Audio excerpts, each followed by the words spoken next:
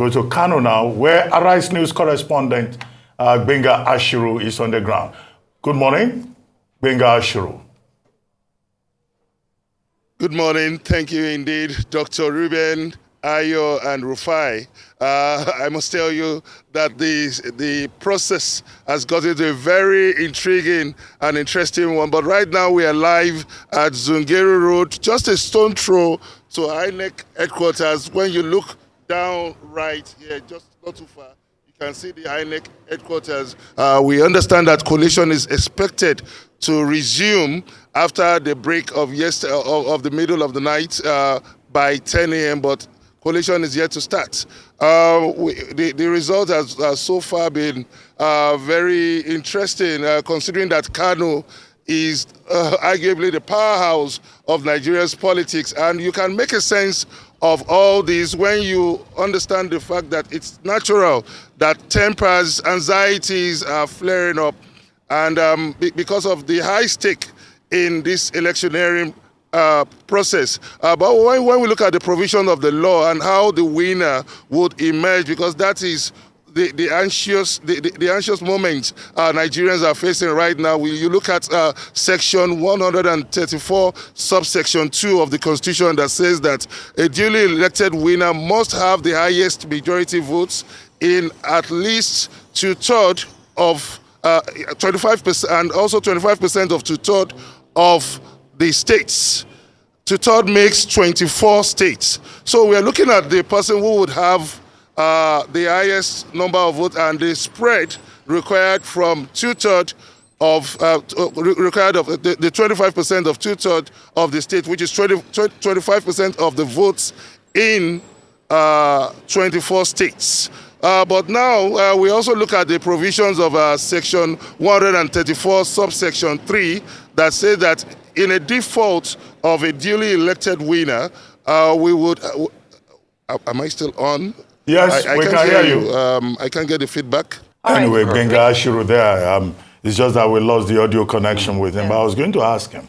Yesterday, he was reporting from a local government where the issue was that the ad hoc staff in that particular local government in Kano State had not been paid their allowances. Yes. And the ad hoc staff there were saying that, look, if they don't get paid, they are not going to be part of the gubernatorial elections. They said they had been promised that they will get their allowances. One particular case there, whereby ad hoc staff had not been treated well. I would have asked him if he had an update. And then the section he was quoting was section 134. And he was going to go ahead to talk about a runoff, the possibility of a runoff. But there is, controversy about section 134, what it actually says, whether the 1/4 and 2/3 of the states will include the FCT. And I was saying earlier on that perhaps maybe section 134 must be read alongside section 299 of the same constitution. And about the runoff, it's not automatic that the party or the candidate with the second largest number of votes will go to the runoff. You must have spread. You must, the other candidate must also have won the popular votes. So there's a certain mathematics to it. All of this could create controversy in the event that there is a runoff. INEC says, of course, it is prepared for a runoff, having printed additional ballot papers. However, the hope, the expectation will be that someone will win outright. Yeah. Okay, Benga Ashiru is back. Benga Ashiru, if you can hear us from the studio now. Why we lost audio? Loud and clear, Dr. Ruben. Okay, so please go ahead. Although I was going to ask you about those ad hoc staff. I'll go ahead. I was going to ask you about those ad hoc staff who had not been paid in the local government you visited yesterday. Whether they have now received their allowances. Okay. Then go ahead. You were talking about section 134, sub 3. We've not gotten a confirmation, but I was trying to explain how a winner would emerge, because that is what is eliciting the anxiety at the moment on who will become Buhari's successor. So let's go back to section 134, subsection 2, that says that the winner must have the highest number of votes and some certain conditions, like having 25% in 2/3 of the states of the nation. So I was trying to explain that 2/3 of the the states of two-thirds of 36 states in Nigeria is 24 states. So we'll be having a winner that must fulfill this condition of having 25%, minimum of 25% spread across 24 states. But it's also interesting that the Constitution has also envisaged a deadlock in the whole of this process, and that takes us to section 134 subsection 3 that says that if there is a default in the duly elected candidate according to section 134 subsection 2, then we would have a runoff between the person with the highest number of votes and the person with the highest with the majority votes in the highest number across the highest number of states in the federation. And also where this becomes delicate is that INEC is also empowered to go for another second runoff if there is no clear winner. So you can understand why there's so much anxiety now. And for here, which is arguably seen as the powerhouse of Nigeria's politics, pendulum is likely to swing in the favor of the winner. For now, collation is yet to start. We understand that collation was meant to start by 10 a.m., but up till now, they are yet to resume collation. And I can authoritatively tell you that yesterday, at the Kano INEC headquarters, 39 local governments results have been released, and 5 is yet to be released. One of the 5, interestingly, is the largest, the local government with the largest number of voters. That's Dala local government. And we also have Takai, which we reported yesterday that as at 9:30 a.m. yesterday, there was an attack at the INEC office at Takai. And also, we also have a very unimpressive report at Surrounding local government area where there was violence, huge violence at Surrounding, and we understand that the polling officer disappeared with the polling match, with the ballot box. So this is the situation. But if you allow me, if time permits, I can just read out the outcome of the 4 candidates, their performance so far across the 39 local government area. We have Garum Malam LGA, APC with 8,642 with PPP with 12,249. Benga Ashiru, when we come back to you, we'll take those details. But quickly, let's bring into the conversation Professor Sam Amadi from our Abuja studio and Air Vice Marshal Femi Gbadebo, retired, who is with us here in Lagos. Air Vice Marshal Gbadebo, thank you very much for joining us. Well, let's start with you. What do you make of all this? Some people say too much confusion. Some people say there's so much anxiety. Some people say INEC has not done well. Some people say INEC has lessons to learn. But what's your take on what has transpired so far? Well, we're seeing a repeat of what government agencies have continuously done in Nigeria. Everybody seems to be operating in silos. You see, it's really disturbing that we're talking about Naira policy and central bank is sending staff into markets and local government areas to sort out certain things, to educate people. And when these things happen, you want to ask yourself, what is the staff strength of these organizations? INEC also has been assuring us all along, we've had problems each election, and we expect to see progressive improvements. But instead of progressive improvements, what we are getting is introduction of new systems and technologies, as a result of which these new technologies that have not been properly mastered now are being blamed for certain problems that are going on. We had situations where some people said they didn't get the password in time. I had someone even suggesting that they should have been given passwords earlier. Well, the idea of passwords is to be given at the last minute, to be changed if necessary, even in the course of the process, so that those who have it cannot hack the system and so on.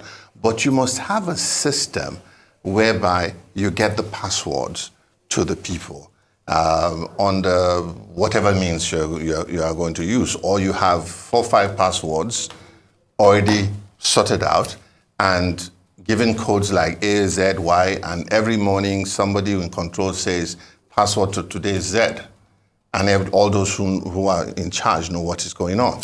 So I think we've not done well enough, and once there's delay, there's room for all kinds of things to happen.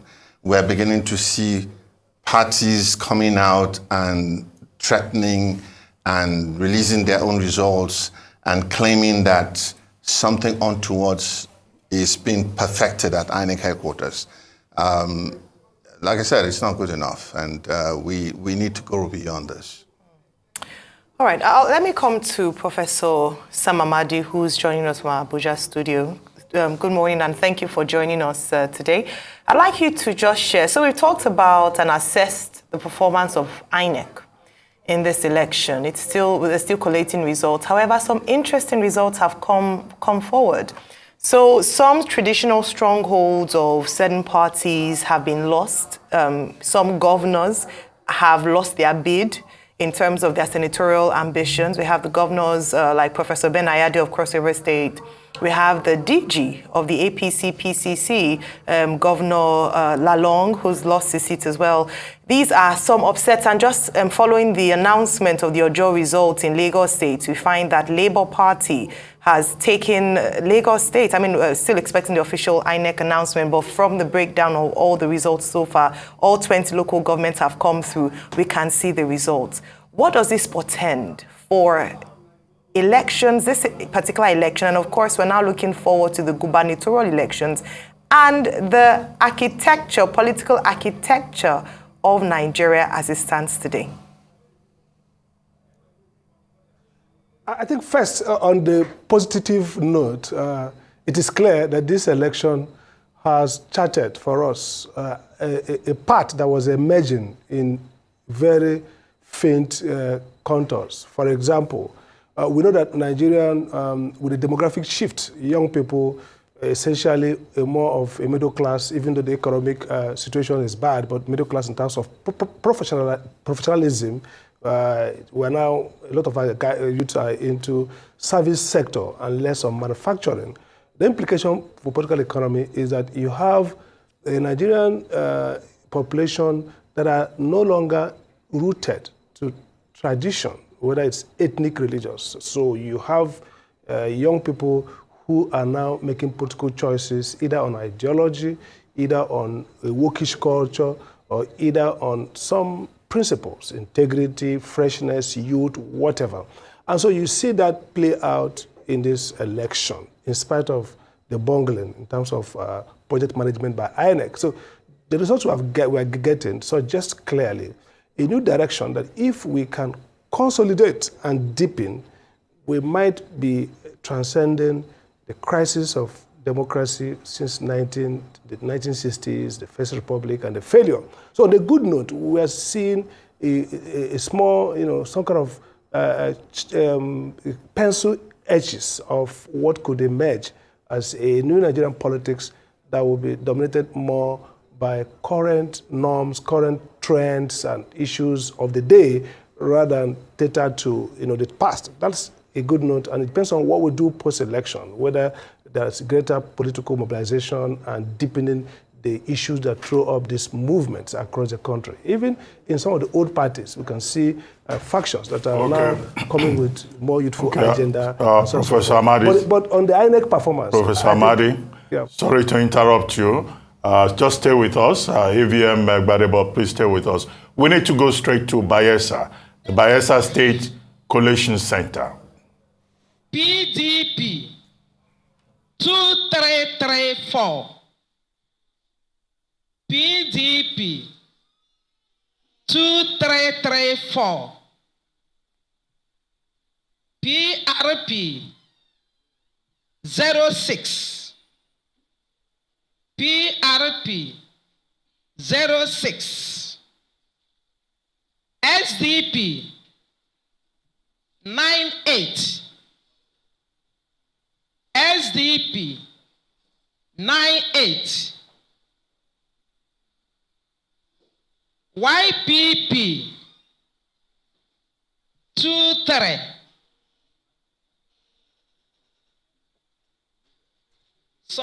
YPP 01, YPP 01, ZLP 23, ZLP 23. Once again, I go through the total valid vote, 7456. Total rejected votes, 275. Total vote cast, 7731. That's the distribution of the scores. Thank you very much. Okay, the scores now reconcile, and so we have the total matching the total cast. That is the addition of value votes as well as those rejected. So now the summation is right.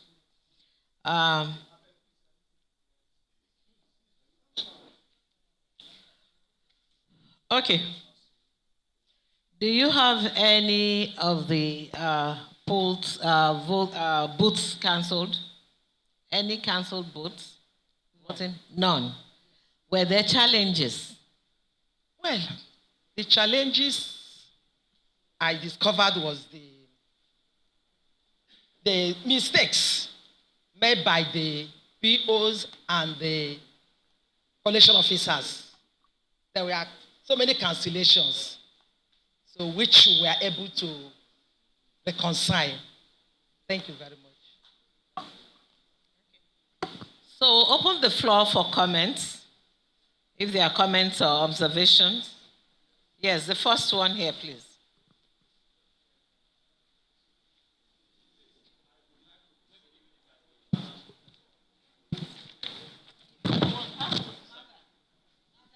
After this, you will have to come to, sign those alterations.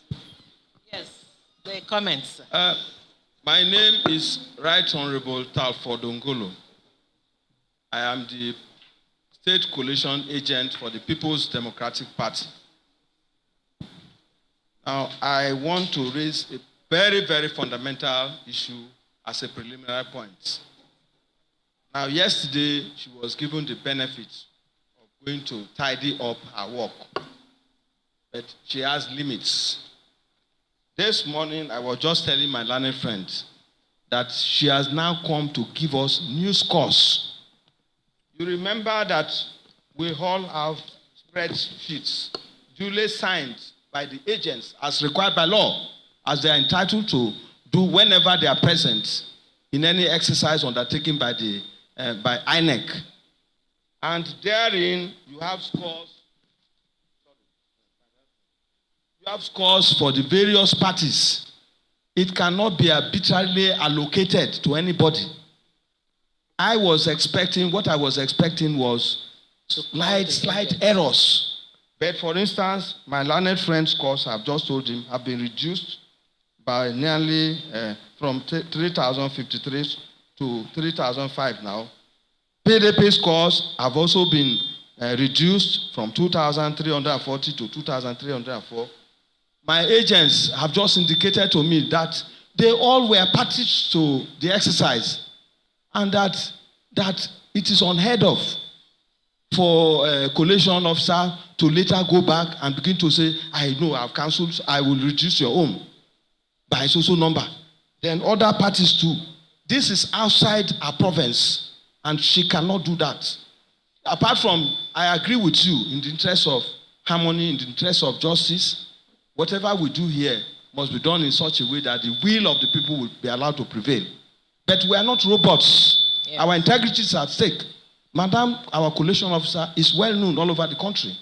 And here we have my learned friend, is an outstanding lawyer, I have been Speaker, I've been Attorney General, I've been Chief of Staff.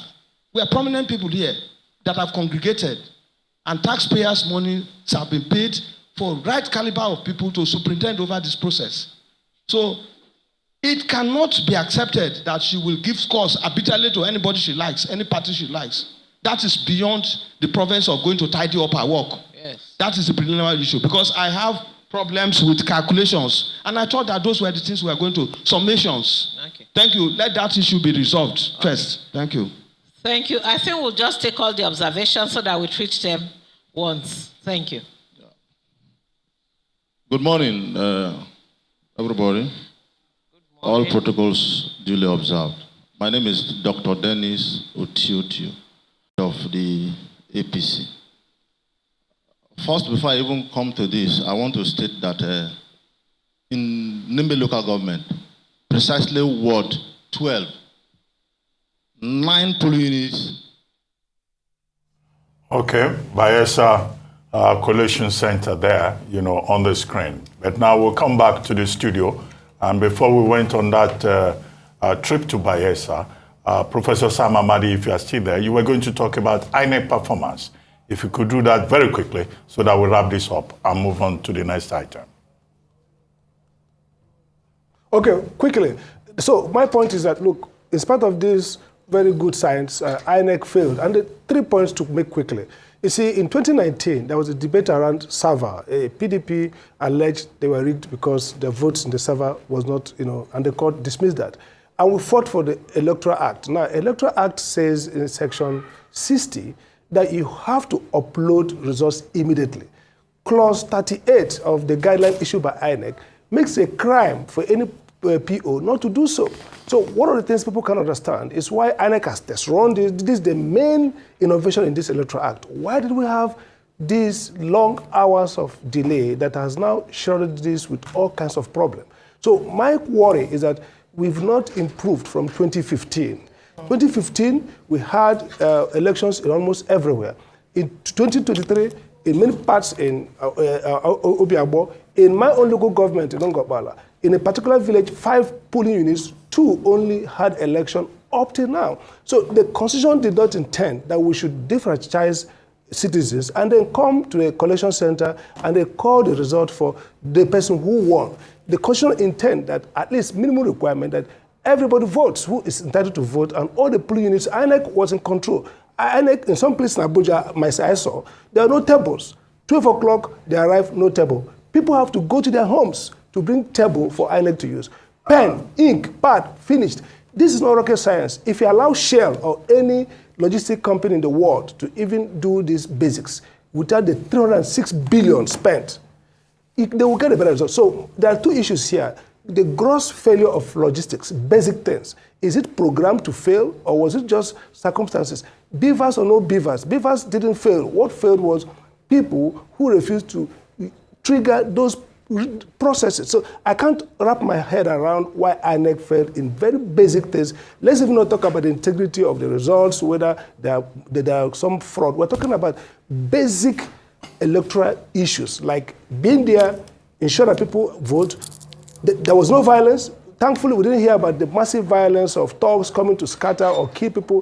What we saw in the last election was INEC failing to show up. So I think that INEC has been protected too long by civil society that are in bed with INEC, that its gross incompetence is not being looked at. The civil society, the whole cottage industry around election observation, election management, with all the dollars flowing in, has created a perverse incentive that when INEC is assuring us, going on town halls and holding these multiple summits, and civil society cheerleaders are clapping and laughing and smiling to the bank, the basic audit of what can INEC do, nobody carried out. And so I thought this is an election that when we rejoice about all the changes in terms of political behavior, we should go back to the basics and say, what does INEC really do? Why does INEC fail monumentally? Is it not time to stop this money rolling in and sit back and audit this organization financially and, and operationally? Why should INEC run an election that significant part of the polling unit that it has designated and has been managing throughout the years, we don't have voting materials? How can in Abuja you don't have election starts at 9:30 officially, up to 12 o'clock, up to 1 o'clock. Some places don't have Abuja. How can you have, look at the data, 8% of accuracy in Southeast, 33% in Northeast and Southwest. So what have that level of disparity in the time of resumption in a geopolity where we don't have even difficult terrain? What's really rocket science that INEC can put together? All right, Professor Amadi, you've asked a very big and good question, and I'll pose that question to AVM Gbadebo. What is it rocket science? He's compared the performance of INEC to, from this election to 2015 and 2019. Very similar issues they faced, unfortunately. Logistics issues, issues with undervoting. We saw the Commissioner of Police in Kano State try to explain perhaps the reasons why some people who appeared young still were allowed to vote without them interfering. He said, you know, that perhaps they had their PVCs. He couldn't say whether they were young just by merely looking at them. Some people you cannot judge by that. So there are a number of issues that have happened in the past, which we have, you know, people had talked about, we brought up, unfortunately still occurring again this cycle. What's the big deal? Why can't INEC put their house together? I think it falls back on the fact that like I said, a lot of government agencies are operating in silos. You see, I keep talking about ad hoc staff. Who are these ad hoc staff? You see, this is an opportunity for you to contract out special services, bring in experts, IT experts, logistics experts, and so on to take care of certain areas. When INEC decides to try to move their items by discussing with head of a motor park, you begin to wonder what is really going on. What level of expertise is amongst these people? We heard when the INEC chairman announced that because of certain problems that had happened in the past, they were not going to bring in professors or vice chancellors as they did, and they were now going to do everything in-house. And so the same people working with him to set up this whole thing, we are now tasked with certain areas. Where is their expertise in doing those things?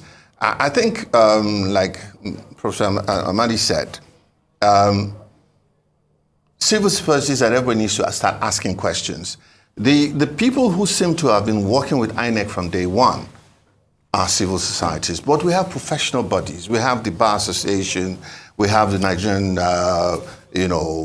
Society of Engineers, we have so many people.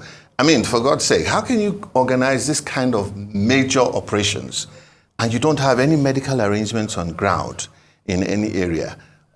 You need to have sorted out something with the local medical people and secured, let's say, one hospital where emergency cases could be taken to, or ambulances could be on ground. We've seen some bad cases where people are injured and they were being carried to God knows where, and there's no follow-up as to what has happened to them. So it's gone beyond trying to say INEC can fix this. Look at what's happening now. I was watching yesterday, or is it this morning, the woman in Gombe, the INEC rep who was reading her report, and my wife was saying, is she still in Gombe? And it's like, when is she going to get to Abuja? And it just hit me is that, why is the Air Force not involved? INEC gets the Air Force. They have really small transport aircrafts that can pick 3-4 reps from various places and head to Abuja, either yesterday or first thing this morning. If you're waiting for her to travel to Maiduguri or Yola to get a flight, only God knows whether she'll even make it to Lagos, to Abuja today. These are the things. We saw the Army, particularly in Lagos, display large convoys of soldiers in beautiful, neat trucks. And I can assure you that one of the things that the President Buhari has done for the Nigerian Armed Forces is to equip them. You will see during the Army Day, Air Force Day and all the logistics expert trucks that they have. So how can you be talking about moving stuff and you are not working with the Army or some of these agencies that can do it for you very well? Logistics, for those who understand it, is a basic exercise. You finish the work weeks before the event, and everything begins to fall into place, and so on. So I think trying to work in-house, trying to work within your people, and trying to work with this unknown ad hoc staff is what has caused this problem. Well, thank you very much, Air Vice Marshal Femi Gbadebo, retired. Thank you also, Professor Sam Amadi, for joining us on this special coverage of Nigeria Decides 2023.